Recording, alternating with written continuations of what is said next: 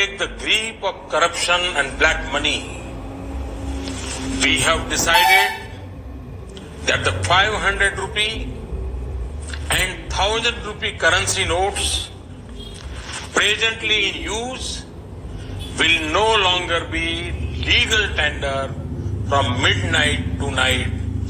Persons holding old notes of 500 or 1000 rupees can deposit these notes in their bank or post office account from 10th November till close of banking hour on 30th December 2016 without any limit.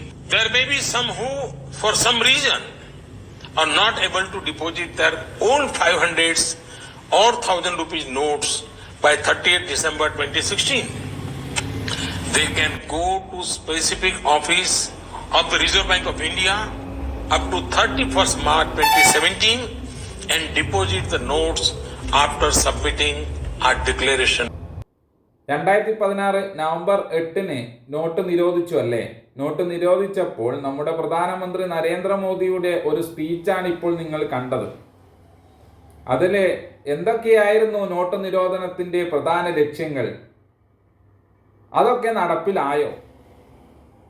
2016 November 8 not നിരോധിക്കുമ്പോൾ പ്രധാനപ്പെട്ട agenda എന്തായിരുന്നു എന്ന് ചോദിച്ചു കഴിഞ്ഞാൽ പ്രധാനമന്ത്രി നരേന്ദ്രമോദി പറഞ്ഞത് ഇങ്ങനെയാണ്: കള്ളപ്പണം തടയുക, കള്ളപ്പണം ഉപയോഗിച്ച് ഭീകരവാദം നടത്തുന്നത് തടയുക, ഭീകരവാദത്തിന് വേണ്ടിയിട്ട് കിട്ടുന്ന പണത്തിൻ്റെ സോഴ്സ് തടയുക.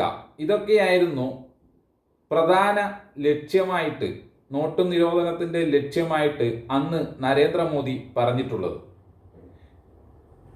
ഇന്ന് 2025 ആയി നിൽക്കുമ്പോൾ ഈ അടുത്ത് തന്നെ പെഹൽഗാമിൽ നടന്ന ഭീകരവാദം മുന്നിൽ നിർത്തി നമുക്ക് നോക്കാം അന്ന് നരേന്ദ്രമോദി പറഞ്ഞത് എല്ലാം നടന്നോ ഇല്ലയോ. വലിയൊരു ചോദ്യമാണ് ഉന്നയിക്കേണ്ടത് അല്ലേ? നമുക്ക് ഈ വീഡിയോയിലൂടെ അതൊന്ന് നോക്കാം. 500-ന്റെയും 1000-ന്റെയും നോട്ട് നിരോധിച്ചതിൻ്റെ ഫസ്റ്റ് അജണ്ട കള്ളപ്പണം ഇല്ലാതാക്കുക എന്നതാണ്. കള്ളപ്പണം ഇല്ലാതാക്കണമെങ്കിൽ, അതായത് കള്ളപ്പണം ഉണ്ട് എന്ന് പറഞ്ഞു, അപ്പോൾ കള്ളപ്പണം ഇല്ലാതാക്കണം. അപ്പോൾ RBI ഇറക്കിയ എത്രയാണോ നോട്ട് ഇറക്കിയത് അതിനേക്കാൾ അത് മൊത്തം തിരിച്ചു വരണം, അല്ലെങ്കിൽ അതിനേക്കാൾ കൂടുതൽ ഉണ്ടാവണം, അല്ലെങ്കിൽ കിട്ടണം. എന്നാൽ മാത്രമേ കള്ളപ്പണം മൊത്തമായും ഇല്ലാതാക്കി എന്ന് പറയാൻ സാധിക്കുകയുള്ളൂ. ഓക്കെ, അത് ശരിയല്ലേ? അപ്പോൾ നമുക്ക് ആ കണക്കൊന്ന് പരിശോധിച്ച് നോക്കാം. അതായത് RBI ഇറക്കിയ മൊത്തം, അതായത് പൈസയുടെ മൊത്തം മൂല്യം 15.44 ലക്ഷം കോടി രൂപയാണ് RBI ഇറക്കിയത്. RBIയുടെ 2018 റിപ്പോർട്ട് പ്രകാരം നിരോധിത നോട്ടുകളിൽ നിന്ന് 15.31 ലക്ഷം കോടി മാത്രമേ തിരിച്ചു വന്നിട്ടുള്ളൂ. അതായത് 99.3% മാത്രം. ബാക്കി വരുന്ന 0.7% എന്ത് സംഭവിച്ചിട്ടുണ്ടാവാം? പഴയ നോട്ടുകളായിരിക്കാം, കീറിപ്പോയതായിരിക്കാം, അങ്ങനെയുള്ള എന്തെങ്കിലും കേടുപാടുകൾ സംഭവിച്ചതായിരിക്കാം നമുക്കങ്ങ് വിചാരിച്ചു കഴിഞ്ഞാൽ ഇവിടെ കള്ളപ്പണം ഇല്ലാതാക്കാൻ അതിനെക്കൊണ്ട് സാധിച്ചില്ല. ഇപ്പോഴും നിർബോധം കള്ളപ്പണങ്ങൾ ഒഴുകുന്നുണ്ട് എന്നർത്ഥം അല്ലേ? എത്രയോ കള്ളപ്പണം പിടിച്ചതിൻ്റെ കേസ് കെട്ടുകൾ പത്രങ്ങളിലും ഇതിലൊക്കെ നമ്മൾ കേൾക്കുന്നുണ്ട്. അപ്പം ഫസ്റ്റ് അജണ്ടയായ കള്ളപ്പണം ഇല്ലാതാക്കുക എന്ന് പറയുന്ന സംഭവം നടന്നില്ല എന്നർത്ഥം അല്ലേ? ഇനി തീവ്രവാദം, അത് നമുക്ക് നോക്കാം. 2016 നോട്ട് നിരോധനത്തിന് ശേഷം ഇന്ത്യയിലെ തീവ്രവാദി ആക്രമണങ്ങളുടെ കണക്കെടുത്താൽ റിപ്പോർട്ട് ചെയ്യപ്പെട്ടിട്ടുള്ളത് 1000-ലധികമാണ്. അതിൽ പ്രധാനപ്പെട്ടത് നോക്കാം.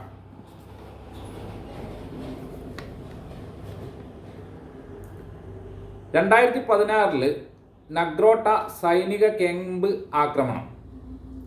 2017 Bhopal Ujjain passenger train bombing, അതായത് ബോംബ് വെച്ച് ട്രെയിൻ നശിപ്പിച്ചു.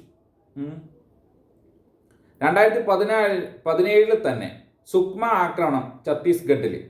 2017 വീണ്ടും അമർനാഥ് യാത്ര ആക്രമണം. 2018 സുൻജുവാൻ സൈനിക ക്യാമ്പ് ആക്രമണം. 2019 പുൽവാമ ആക്രമണം.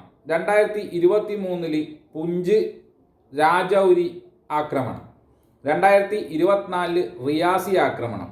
2025 ഇതാ ഇപ്പം പെഹൽഗാമിലും. നോക്കുവാണെങ്കിൽ നോട്ട് നിരോധനം നടത്തിയിട്ടും എന്ത് നടന്നിട്ടില്ല. തീവ്രവാദി ആക്രമണങ്ങളെ തടയാനോ അവർക്ക് കിട്ടുന്ന പണത്തിൻ്റെ സോഴ്സ് തടയാനോ ഇതിനെ കൊണ്ട് ആയിട്ടില്ല എന്നതാണ് വാസ്തവം. മനസ്സിലായോ? പുൽവാമ ആക്രമണം എടുത്താൽ ആഭ്യന്തര മന്ത്രാലയത്തിൻ്റെ ജി കിഷൻ റെഡ്ഡി രാജ്യസഭയിൽ പറഞ്ഞത് യാതൊരുവിധ ഇൻ്റലിജൻസ് ഫോൾട്ടും വന്നിട്ടില്ല എന്നാണ്. ഓക്കെ. പിന്നീട് ഫ്രണ്ട് ലൈൻ നടത്തിയ അന്വേഷണത്തിൽ വ്യക്തമായത് ജനുവരി 2 മുതൽ ഫെബ്രുവരി 13 വരെ ജനുവരി 2 മുതൽ ഫെബ്രുവരി 13 വരെ ഏകദേശം 15ഓളം റിപ്പോർട്ടുകൾ ഇൻ്റലിജൻസ് റിപ്പോർട്ട് നൽകിയിട്ടുണ്ട്. അതായത് ആക്രമണം നടക്കാനുള്ള സാധ്യതയുണ്ട് എന്ന് പറഞ്ഞിട്ട് ഇൻ്റലിജൻസ് വിഭാഗം റിപ്പോർട്ട് നൽകിയിട്ടുണ്ട് എന്നാണ് ഫ്രണ്ട് ലൈൻ നടത്തിയ അന്വേഷണത്തിൽ തെളിയുന്നത്.